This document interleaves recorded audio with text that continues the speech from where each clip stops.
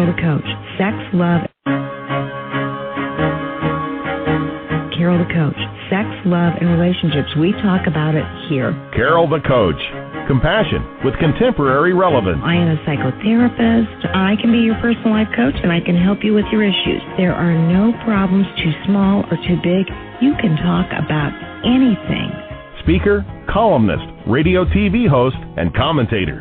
Carol the Coach brings messages of wellness and empowerment within reach of everyday people every day. Almost 5 years ago, I lost my soulmate in an accident. He was killed in a plane crash. Life just, for me, has seemed to stop. There are groups all over the city. I teach one. It is a specific way to start thinking so that you shift how you see the world, which then shifts your energy, and then you feel better and you actually see things differently. Carol the Coach, always available too at carolthecoach.com. And welcome to Your Best Life. This is Carol the Coach. And again, I am so happy that you are here with me, learning some life skills that are going to make your life a lot better. And it can be tough when you're trying out some new skills that you know deep down in your heart you are supposed to be practicing, but you're afraid that you might be hurting the other person's feelings. You don't want to offend anybody. You don't want to make waves. You hate conflict. You avoid it at all costs. And therefore, you cannot be your authentic self. And when you can't be your authentic self, you end up being a people pleaser and doing for others. And that doesn't do you any good. And it really doesn't do the other person any good. So tonight we're going to be talking about codependency. What is that? If you've been in the mental health field, you know that is when you give up your identity for someone else and you're always working on their issues. You're either assisting them in creating the life that they want or you're covering for them. You know, codependency came from Melody Beatty, who did Codependent No More, and she wrote about the partners of alcoholics and what they do to stay in denial, enable their partners, and virtually live through their partner's life as opposed to their own. So let me just check in with you for a second. Do you find that you seem to give in almost every relationship that you engage in? You know, if you have a husband or wife, are you chronically giving to them? Do you put your kids' needs before your own? Are you the person that calls and checks in with your friends to make sure that they're not mad at you and you check in to see how they're doing, and then you realize that, hey, they haven't asked one thing about your life. They haven't checked in with you, and they certainly haven't checked in with feelings. You know, a true codependent really doesn't know how to talk, trust, or feel. So tonight we're going to be talking about how do you break some of those old habits, what are some new behaviors that you actually know that you need to apply to your life, and maybe it's been difficult, and that's why you're listening to this show. And we're going to be interviewing somebody who I happen to know very well. She is a woman who has worked on codependency like no other. Truly, she has attended support groups to keep her in check. She's read the material. She's read the books. And so I asked her if she'd be on the show and if she would talk about her struggles, her challenges, and, of course, her progress and growth, because this is the wonderful thing about codependency. If you invest in not enabling somebody else and you practice these new skills, not only do you become better, but so does your partner, your kids, your coworkers, your neighbors, whoever you have a codependent relationship with. Now, I'm not saying it's easy, and I'm not saying that they don't struggle to some degree. But clearly, it helps them to become more independent or interdependent, and it allows them an opportunity to master some things that perhaps you've been doing for them. You know, I'm a big believer in the motto, when you help, you hurt. And that doesn't mean you can't give somebody a hand up and you can't give to them when they're in need. I'm not talking about occasionally being there for somebody else. But if you find yourself doing that 24/7, or you find that you have these patterns where you do that with everybody, then more than likely you suffer from the disease of codependency. Just as an alcoholic struggles with alcoholism, a sex addict struggles with sexual addiction, a drug addict struggles with addiction, you too struggle with finding your real self, with setting boundaries, creating limits, and learning how to practice the art of saying no. You know, women in particular have trouble saying no and setting boundaries. They inherently tend to rescue others. So if you're one of those people, if you chronically put others' needs before your own and you have difficulty even knowing what your needs are, again, this show is exactly for you. So get out your Carol the Coach manual so that you can live your best life. We're going to be writing some things down. I hope that you've written down the number 1-760-683-2646, because that is the number that you're going to need to call in if you have any questions during this show. Again, that number is 760-683-2646. And, I would encourage you to feel free to call in and get those needs met. You know, when I look at a woman or a man and I say, well, what are your needs? And they give me that, oh, my gosh, they have their deer in the headlights look. I know that probably they don't even have a clue as to what their needs are. So I'm going to ask you to break it down into 6 categories for tonight. And I'm going to check in with you to see if you're meeting any of those 6 areas, the needs in any of those. So let's just break it down. And we're going to be talking about this again next week, because it's all about having a semi-healthy balance. You know, if you're a young mom and you have 3 kids, your life probably is mostly all about the kids. That's what it's supposed to be, and I don't expect for you to be able to attend to your needs first and foremost. That is not developmentally appropriate, and it's not appropriate for the family. But a lot of you are middle-aged or even baby boomers, and the kids are grown, and you have taken on the responsibility of caring for the grandkids. You know, it wasn't enough that you raised your own family. Now you're doing it with your kids' kids. And you have every right to really spend time getting to know yourself.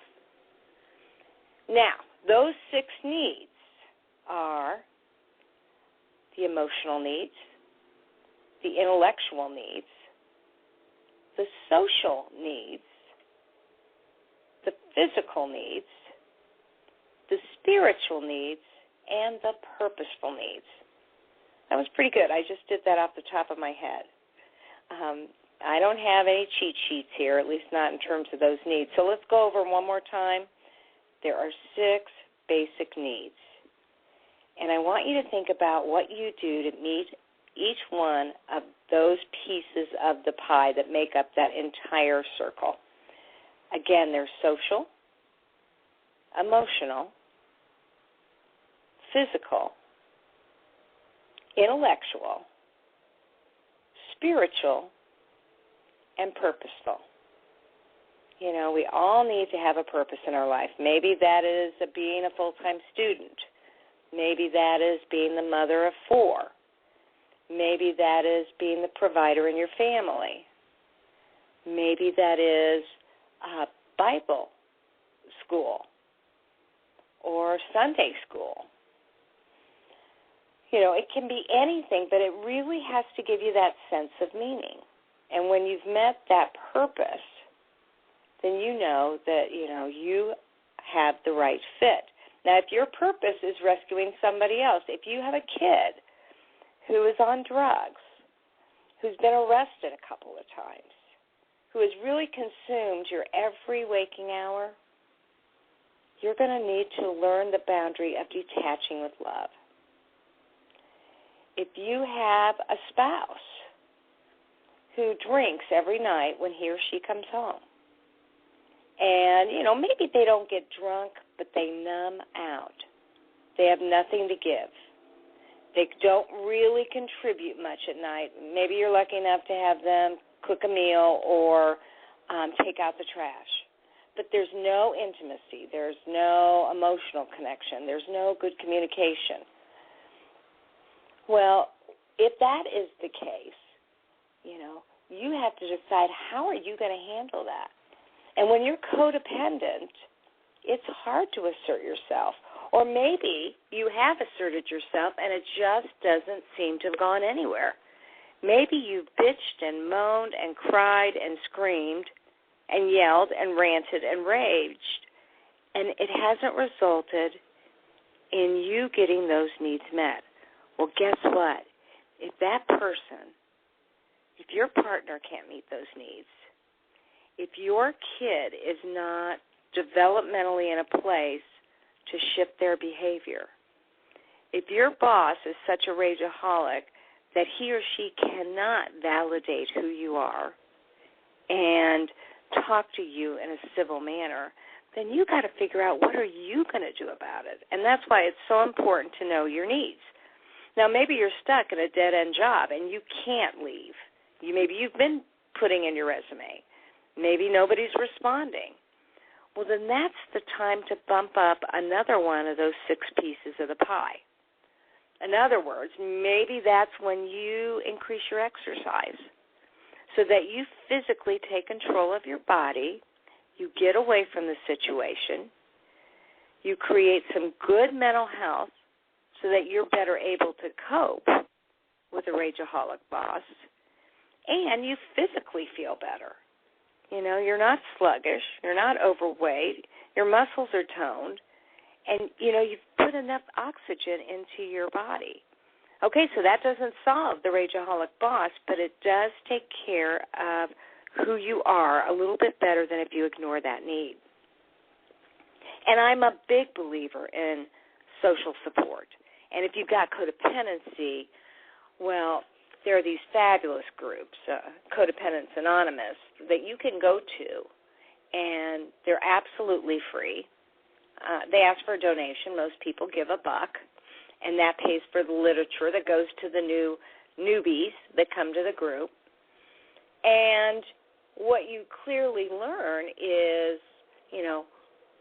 how do you stay in your own life and get out of the lives of others? How do you stop giving so much when your whole life has been invested in somebody else?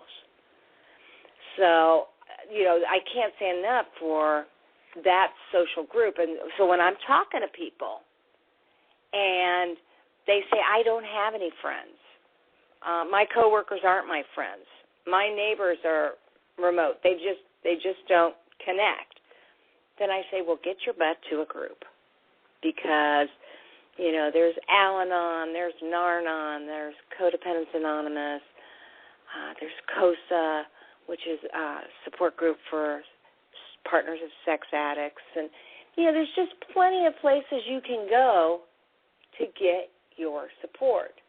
So you can never say, I don't have an option, because you know what? You always have choices. And working on codependency means that you attend to what those choices are.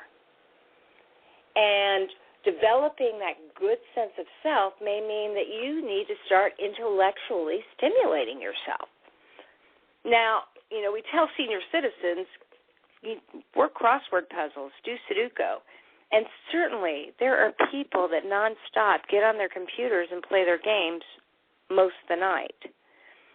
But I'm talking about challenging yourself by doing something that's really healthy, that's stimulating, and makes you feel like you're learning something. And if you're listening to my voice and you're going, my gosh, I am way too tired to take on another thing, then perhaps we need to start with that physical need. And maybe you need to start with the basics, getting a good amount of sleep and taking your vitamins and taking naps during the weekend. You can't catch up on sleep, but clearly what you can do is increase the amount of sleep you get so you're not so exhausted. What I do know to be true, though, is that if you are depressed, then clearly what ends up happening is that you have no energy. You are lethargic. You clearly have difficulty. So I want you to be thinking about that. After the break, we're going to be talking to our guest, and she's going to be talking about what she did to break the chains of codependency. Carol the Coach. Sex, love, and relationships. We talk about it here. Carol the Coach. Compassion with contemporary relevance. I am a psycho. Well, welcome to the show. Glad you called in. How you doing? I'm well, thank you. And you know, you really are the queen of working through codependency. So, you know, I wondered if you would be willing to share with the audience what you have done to kind of break those chains and take better care of yourself. Absolutely. This is something that I have, this being codependency is something that I have been working on for the last, I would say, 3.5 years, maybe 4. I came to understand that I had a problem because of something that was going on in my marriage. I, at that time, figured, as most codependents do early on in their journey, that my problems would all be fixed if my husband would just do everything that I wanted him to do. As I started to read, I started with the anthem of codependence, Codependent No More by Melody Beattie, and as I started to understand more about codependency and the way that it manifests itself in our lives, I started to have a shift in my thinking. This didn't happen overnight, obviously. It happened, I would say, over the course of probably 6 months to a year, where I began to own the fact that the problems that I was suffering in my marriage and in my own life were not ones that I could put at anybody else's feet.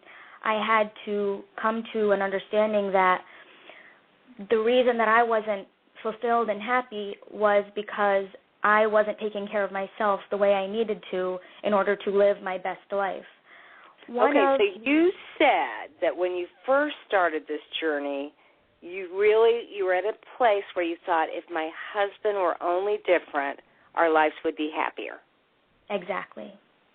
And then as you began to read the books and get more information, you recognized that you had to find the happiness within yourself regardless of what he did. That's right. That's right. And that goes back to your comments before about detaching with love, and that was one of the skills that I had to learn first and foremost in my situation because of how I came into recovery. Okay. So then he was participating in something it was like drinking or gambling or sexing or something that was interfering in your life. Right. Okay. And how did you feel when that was going on? I mean, did it consume you? Did you just get depressed and sleep all the time? What were the physical symptoms that told you that you were in trouble? First of all, psychologically, I was definitely consumed with whatever he was thinking and doing, and I became sort of an investigator, always checking on, what was going on and looking at his emails and trying to understand what was happening with him. And whenever I would even get an inkling that there was maybe something going on, I had severe physical symptoms. I would literally get sick to my stomach. over the time that I was doing all of these things, I experienced a lot of weight loss. I experienced some hair loss. I was very ill all the time, not sleeping, just in a state of high anxiety, and I actually, for the first time in my life, had a panic attack, which was, I think the panic attack was the moment when I realized that I could not continue in that situation any longer. So it was certainly a very strong physical and emotional response to what was going on. And you brought up a good point, because there's a lot of therapists out there that say, you know, if your husband's cheating, if he's spending too much money, if he's gambling, if he's drinking, you have every right to check a cell phone or get online and check his emails, or, you know, go to his bank account and take a look at that. And so you've got these therapists that say that, and then you were actually doing some of that. Yes. And it was probably creating more anxiety for you. Absolutely. What I came to understand was that when I was doing all the checking and looking, that my intention was not that I was going to find something and leave, because I was so codependent that my entire understanding of myself was wrapped up in my marriage. I was completely enmeshed, as they say. What I was doing was looking for that information in order to hurt myself and to create drama in the marriage, because creating drama allowed me to get attention. It was something that I could use to have my spouse give me attention, because I could present him with facts and information showing him where he had done wrong. And that cycle continued to play itself out, where I would get hurt and he would feel guilty, and then he would, you know, feel the need to do whatever wrong things he was doing, and that just continued to happen and happen and happen. And what should I reference you as? What name do you want to go by tonight? Because this is an anonymous call. Right. So what should I call you? You can call me Mary. Okay. So, Mary, if I understand you correctly, because you've got this psychological wisdom that you didn't have at the time, but when you did the discovery, when you became the investigator and you would find information, you would take it to him in a dramatic way, because you were hurt and felt betrayed and all that stuff, and then you would create drama, and it would give you some special attention, because I'm sure that there was a lot of shame and blame on his part. Right. And so you kept that cycle perpetuated. At least then you got the attention you deserved, even though you probably would have said at that point, I didn't want that attention. I just wanted him to be a caring, loving husband. Exactly. That's exactly what I said at the time. Right. But now you realize that because your life was out of control, what you really needed was validation and attention. Yeah. And I realize now also, having done a lot of work in codependency and having done a lot of work through my 12-step program, that what I was doing was recreating some childhood events for myself, where I was looking for drama and looking for attention, because this was something that continued throughout my life. And so understanding that has helped me really break that desire to create dramatic events in order to get attention. Okay, and so oftentimes in psychology, we do find that if you've had some trauma as a child, then things occur in your life as an adult that reenact that trauma. It may not be the exact same thing, but the same process occurs. So a child who may have been abused sexually, verbally, or physically may get in a relationship where they are abused sexually, physically, or verbally. So you're saying you really felt like there was that connection. Yes, I do. Can you share how? What connection there was for you? When I was young, I was sort of we have a large extended family, and there was many of us cousins that used to be around each other all the time, and I was always sort of the ostracized one. And so when I was young, I was bullied a little bit by my school. Well, I was bullied a lot at school and sort of ostracized a bit by my cousins. And in particular, there was a maternal uncle who really sort of shunned me and would treat me poorly. And I remember I remember acting in sort of getting in trouble by doing crazy things, or by being bad or by stealing things, and creating these dramatic events that would bring everyone's attention onto me. And I think that in particular, when I think about the pattern, I feel that in particular seems a lot like what I was doing when I was feeling like I wasn't getting any attention in my marriage, and I was being ostracized and sort of not validated by my spouse, that I would do this similar thing, do this quote-unquote bad thing by searching through his emails or his phone or whatever, and then getting this dramatic attention again.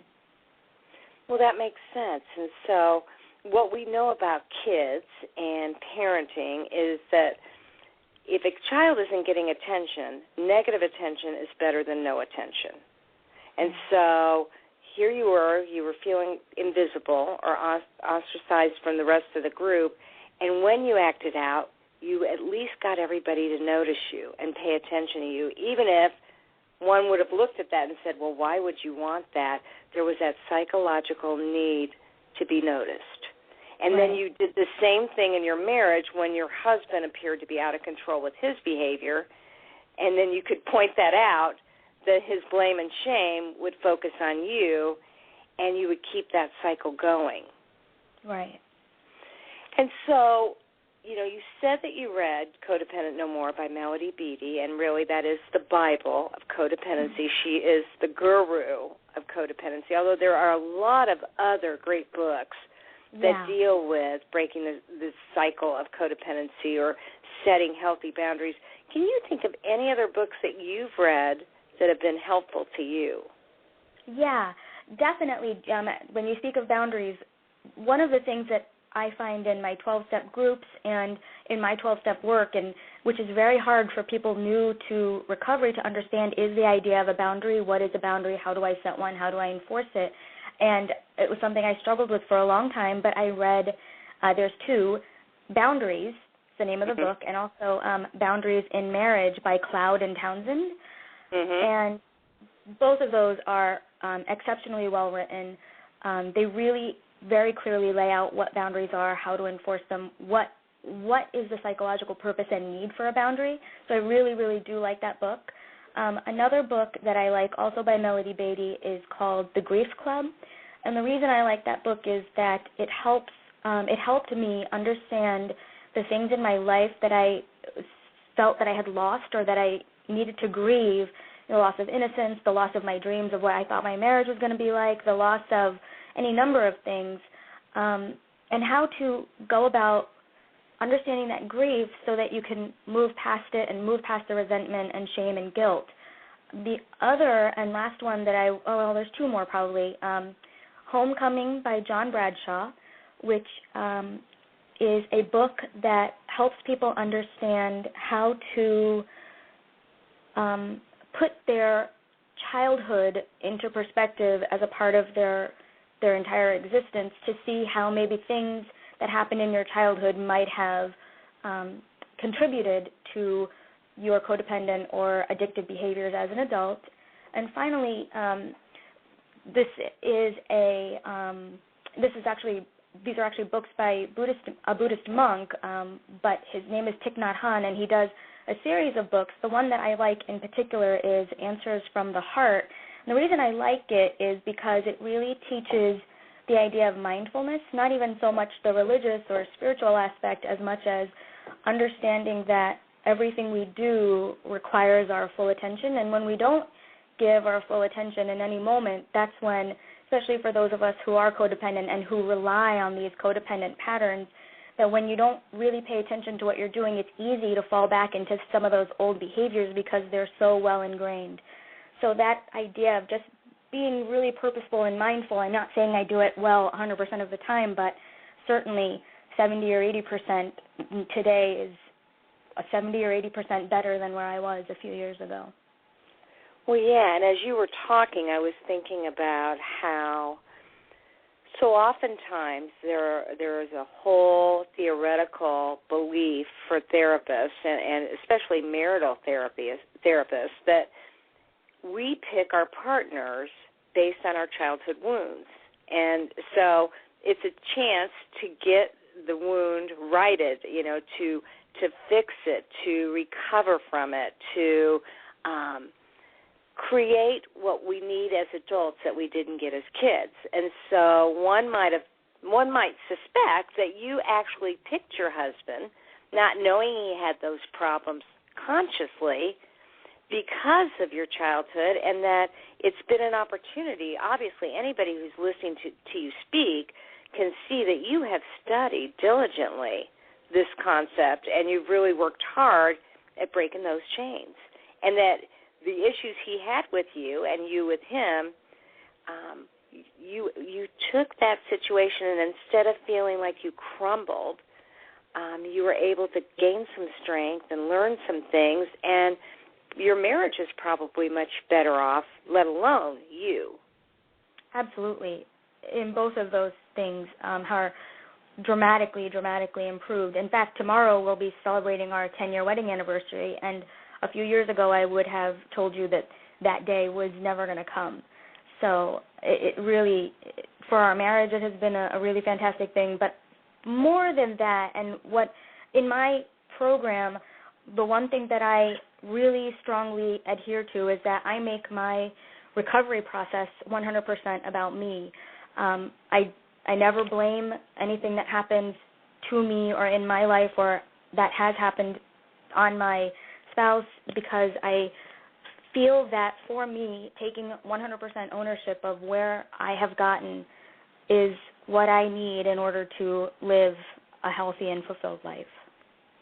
So can you give us, I know this is putting you on the spot, but can you give us just an example of something that's occurred in your life just recently where you had to say, okay, I may feel like I'm pissed at him or mad at her or hurt, but then you reeled it back in and said, no, I'm 100% accountable, this is how I feel, and this is how I'm going to approach things?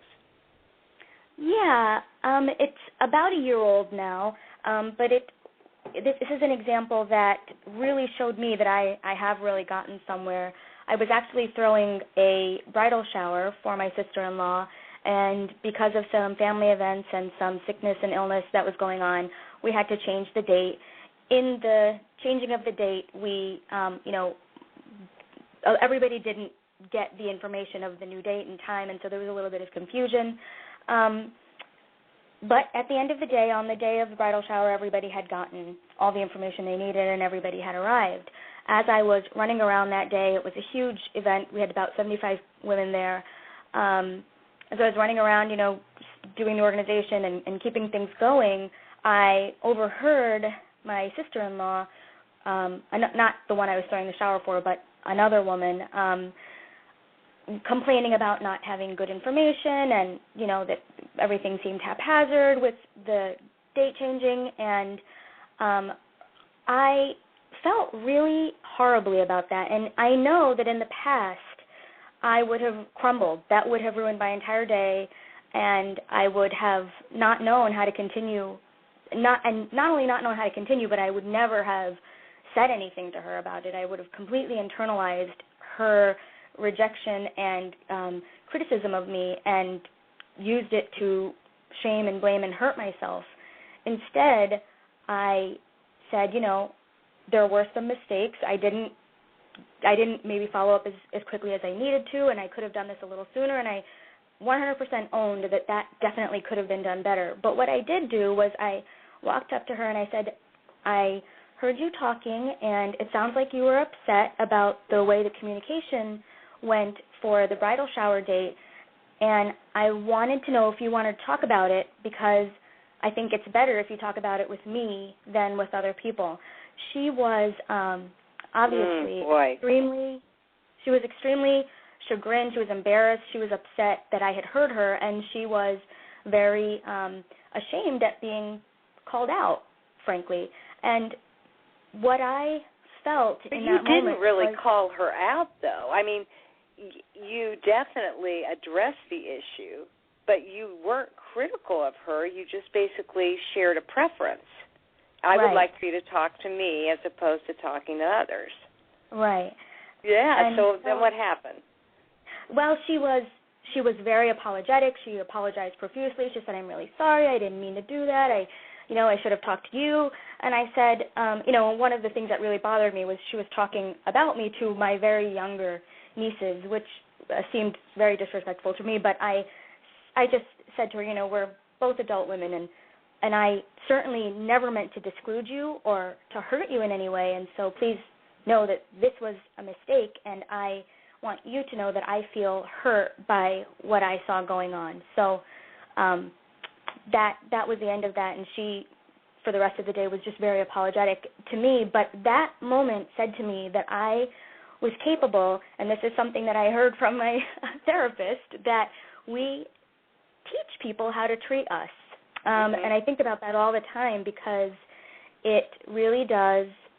It really is true. When we let people know where we end and they begin, we have a boundary of safety. Well, yeah, and, I don't know if you heard me earlier say that people that are codependent usually grew up in families where they were either invisible or the other extreme occurred. They took care of everybody and did everything, and they were surrogate parents. And so oftentimes if you're invisible, you don't get validated, and so you really don't know who you are. You don't know who to trust, what to say, or how to feel. Or if you're flying by the seat of your pants and you're being a surrogate parent to everybody, then you're too busy taking care of others to know who you are. And with your cousin, you were able to share your feelings, assert yourself, be accountable, and say, yeah, maybe this didn't go off as well as I would have liked it to. However, let's you and I talk about it. And that was really good emotional maturity on your part. I'm glad you were able to see what progress that you have made. Now, do you think you had difficulty talking, trusting, and feeling as a kid? Absolutely. Absolutely. Those, whenever I talked, I don't even know how to say this in a way which makes sense to people, but I was a fantastical liar. I would make things up because I was so starved for somebody to pay attention to me that I would tell people anything that I thought they wanted to hear. Trusting, I think my sense of trust was, I don't even know that I had a sense of trust because I gave it to everyone. I was so starved for some kind of attention and affection that I incorrectly trusted anyone that came in my path. And so in terms of those things, it was absolutely skewed, and I had no sense of how to do any of those things correctly. Okay, and so you're saying that through the 12-step program and your therapy and your reading, you began to not only learn about boundaries and limits and assertiveness, but you also figured out how to trust people, how to talk, and certainly how to feel. Absolutely. One of the promises of the program, I'm sorry, one of the promises, go ahead. No, I was going to say that I want you to talk a little bit about the program. So go ahead. You said one of the promises is? One of the promises is that as we learn to heal in this program, that we learn to talk to our family in a way which is safe for us and respectful of them.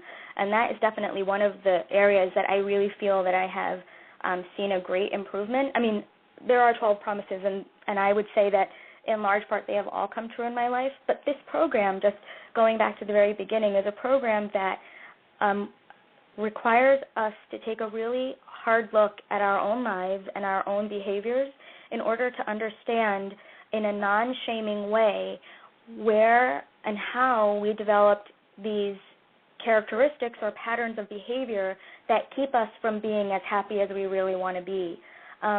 The 12 steps can sometimes be difficult for people because they feel that there's some kind of religious undertone, and there certainly can be. I myself am not a Christian. However, I feel that this program, if you are open to it and just allow the principles of the program to come into your life, that you can have a tremendous transformation by applying the principles of, just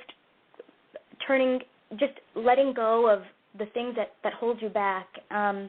There are 12 steps, why it's called a 12-step program, and there are meetings. Currently we have 3 meetings in town, starting a new one on September 3rd, but the program is one that if people are willing to give some time and diligent work to, it really can change their lives.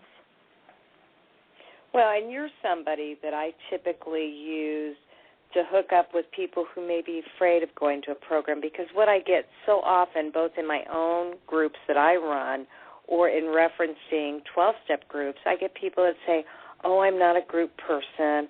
I don't want to go and talk to other people. It seems really scary. And they don't even really know what they would be getting into, but the thought of being with other people and either sharing or listening feels very frightful. So sometimes we can hook a person up with another person who's been in the program, because you've been in your 12-step program for how long? I started 12-step about 2.5 years ago. So we can sometimes hook people up with people that have, that know the program, and it takes some of the edge off of walking into a new situation and not knowing anybody. But that really is the courage that most people have to have, is they have to get themselves to their first meeting. And you heard me say that it's free, but right. When you go there, what can somebody expect in a 12-step program in Codependence Anonymous? You can expect that you will not be required to speak. You won't be required to make any kind of a statement about yourself, to tell any of your story.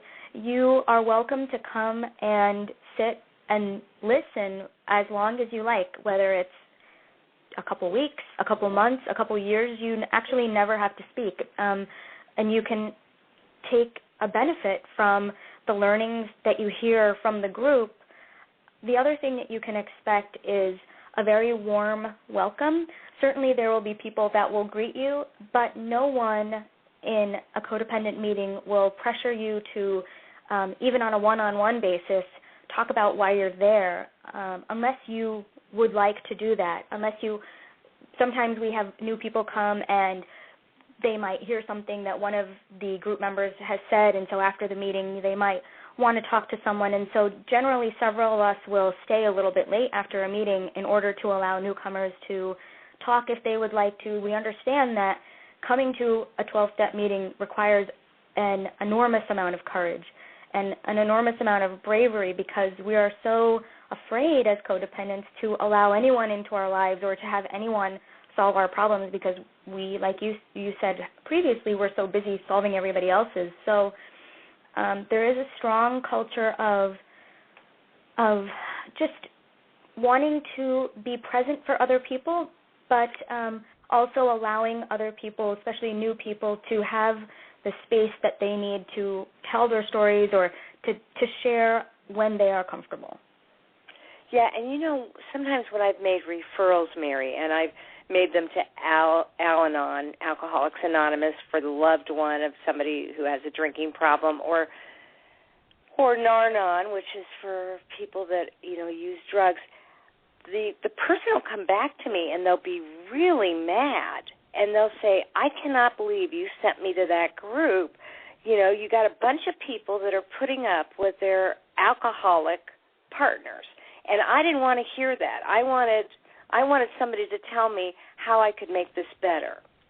And so, truly, any of these 12-step groups, one of the number one principles, although it's not a step, but it is a principle, is that you don't really focus on what the other person is doing. You focus on yourself. And so that's why, obviously, if you're going to AA, if you're going to Al-Anon because your husband or wife has a drinking problem, you don't focus on how to fix them. You focus on how to feel better. Right. So there are 12 steps in a 12-step meeting, and you brought up the religious piece because the first couple of steps really do have to do with accepting that, your life's unmanageable and something greater than yourself has to restore you to sanity. True? Those are the first two steps. And then after that, you really take a look at your own self, your own wounds, your own flaws, your own strengths, and you get to talk with somebody about those whenever you feel ready. And like you said, some people, that may be years. And other people, they can fly through the program, and they may want to get right into the meat of that. Right. And then there are times when you realize that you've actually hurt people by trying to help them. Would you agree with that? Absolutely. And so you may be making some amends to some people, or at least to your own sponsor, so that you get some of those wounds out and you get to kind of heal from that. Would you agree with that? I would.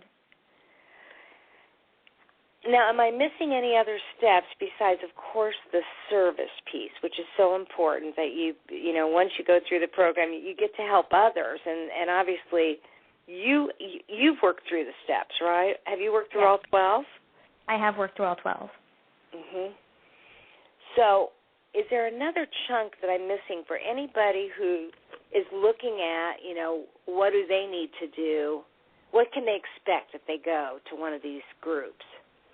The one step that I continue to find very important in my life, obviously step 12 is the step that requires us to continue in the program and to be of service to other people. That is a very important step to me. But the other one that's important to me is, there's two more. Step 10, which requires us sort of every day to take a look at our own behaviors during the day. It's called taking a personal inventory, and to, as we realize that we've harmed another person or that we've harmed ourselves, to make that acknowledgement and then to either apologize if we need to or to do something to correct that. And sometimes, like I say, that can be to ourselves. We may have fallen back into a codependent pattern or done something in a way that harmed ourselves that we need to also be aware of. And that is an important check for me to make sure that I'm continuing to follow my path, not only to be the kind of person that I want to be, but also to know that I'm not falling back into all old patterns and behaviors. Finally, the one that I also really value and treasure every day of my life is the idea of taking time for prayer and meditation. As I said, I'm not Christian. I do have a very strong spiritual sense of self, and so meditation and the idea of maybe not prayer, but just having this intention for myself is really important because it keeps me grounded and centered. And as I mentioned before, it keeps me very, very mindful of the things that I'm doing and how I'm doing them. Well, and even though you're not Christian, you do believe in a power greater than yourself that can help you through this process so that you're never really alone. No, that's absolutely correct, and I don't want to minimize that idea. I think it's absolutely crucial that as we go through this program, and not crucial, but it's sort of a gift of the program, that as we go through this program, we realize that some of us that have maybe had trouble with religion in the past or have felt harmed by religion, this is something that we see a lot in 12-step groups, that we come to a certain sense of peace and understanding, and we have a new sense of a relationship with a power greater than ourselves, and it is a very beautiful thing to see and to have happen in speaking for myself, in my own life. Well, I know that everybody's journey is different, and for you, your journey started when you were very young, and you are now a better person because of the supports and the hard work that you have done. If would you end the show by sharing the characteristics that you believe somebody may possess if they are codependent? You know, I kind of opened up the show with talking about things, but from your point of view, how would you describe somebody who is codependent?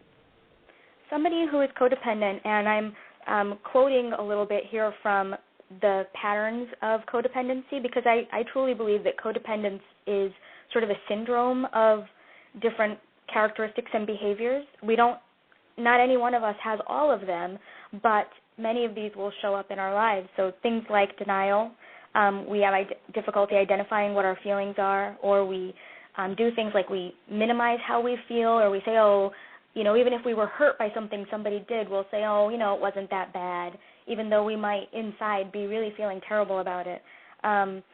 We consider ourselves completely unselfish. We'll do for others, and we'll completely give all of our day, and then at the end of the day we feel completely spent, and our house is a mess, and we're eating Burger King, but we've done all these things, wonderful things for other people. Low self-esteem is certainly something that comes up a lot in codependency. That manifests itself in difficulty making decisions, even when it comes to things like going to restaurants. I remember in my own life, deciding where to go out to eat was, well, where do you want to go? Well, it's okay if I had that this morning. I'll have it again. It's just things like that. We are never good enough. Everything that we think or say or do will never be up to a high enough standard. We're embarrassed when people try to praise us or give us any recognition. We have needs and desires and wants of our own, but are never able to give voice to those things. Some of the other things are that we just don't fundamentally perceive that we ourselves are lovable or worthwhile or deserving of any attention or love. Another group of characteristics would be compliance. Some of these would be that we compromise our own values and our own integrity in order to avoid rejection or in order to avoid somebody else's anger.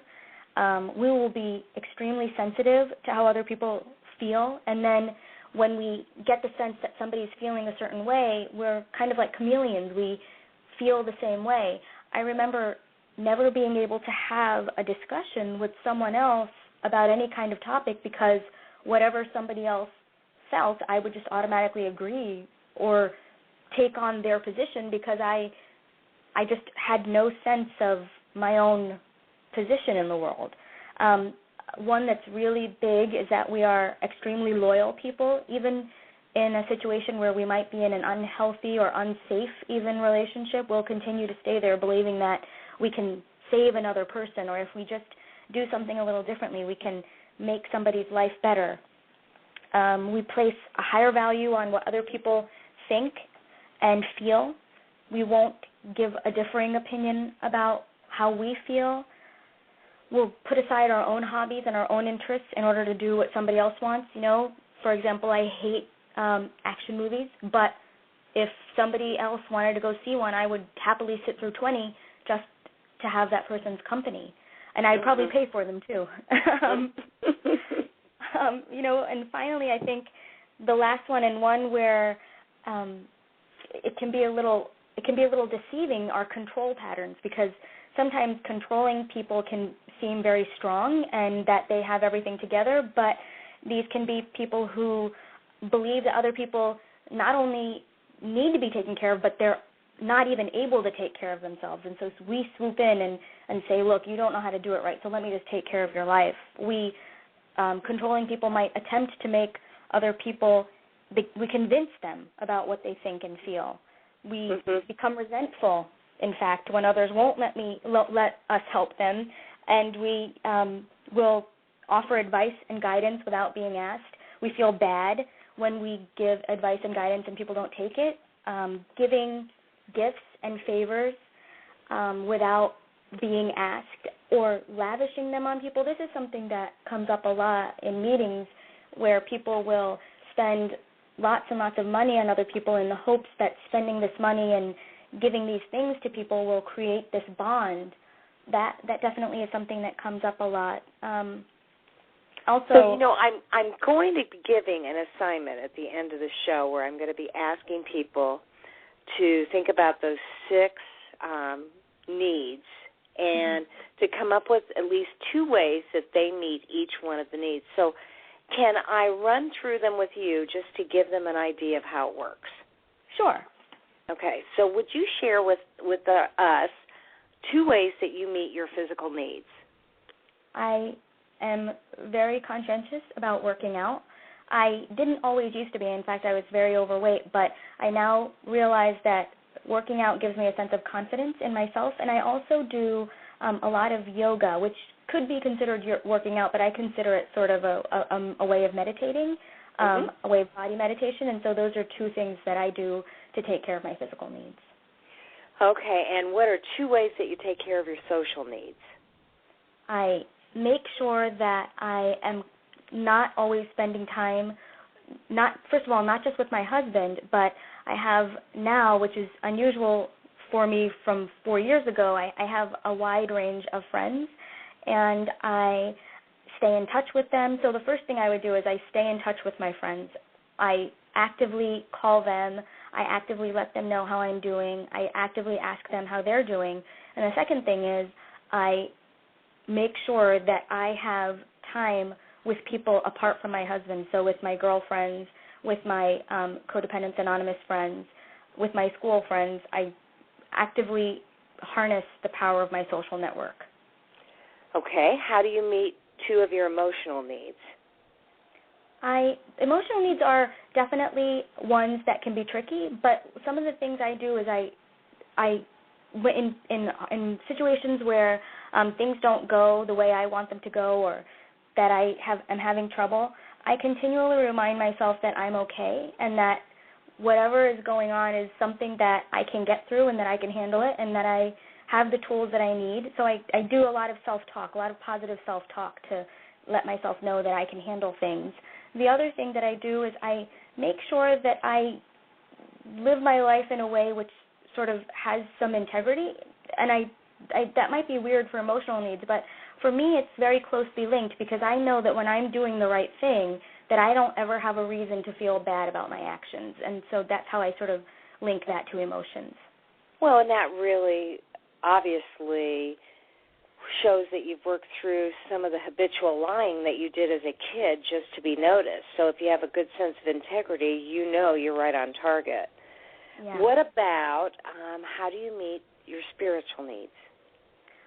That's another important one for me. I meditate regularly, and I also do a lot of reading of some spiritual books, and I watch, some YouTube videos sometimes if I need to, or I listen to podcasts or things about spiritual matters in order to keep myself engaged and continually thinking about my spiritual self. Well, that makes sense, and it looks like we're coming close to the end of the show. But, Mary, I want to thank you again. And although this program is heard all over, would you share that new meeting, where that's going to be, and how people can find out about it? Sure. Meetings, wherever you are in the world, can be found at www.coda.org. CODA is CODA, www.coda.org, and you can go there and find a meeting. The new meeting that we're starting here in Indianapolis will be on Saturday morning. It will be from 9:30 to 10:30 a.m. at St. Luke's United Methodist Church. That's at 100 West 86th Street, and the room is W125. It's right up front across from the Hope Garden. Again, that's 9:30 to 10:30 a.m. on Saturday mornings in room W125. No need to go through the church. It's right up front across from the Hope Garden, and that meeting will be starting on September 3rd.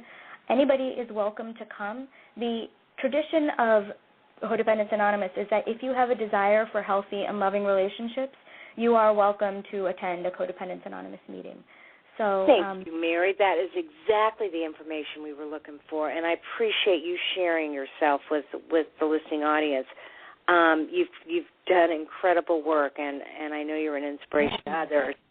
Thanks so much. Okay. Thank you. Okay. And as I say at the end of every show, there will be only one of you at all times. Fearlessly be yourself. See you next week.